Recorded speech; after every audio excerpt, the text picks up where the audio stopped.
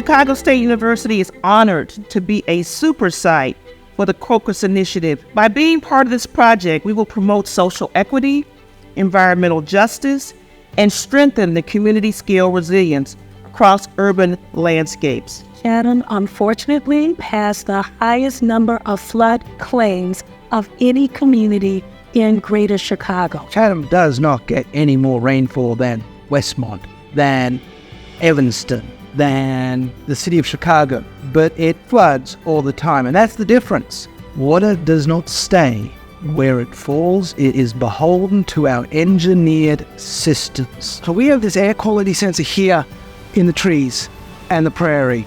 We're going to put the same sensor out there on the roof and out there on the baseball fields. Is it going to be cleaner in here?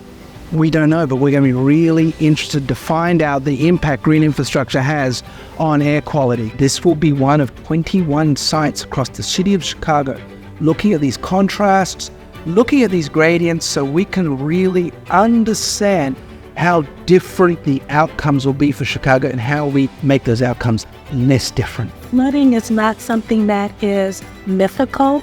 It is real. It has negative consequences. And so I am so pleased to partner with Argonne so that we can get it right the first time.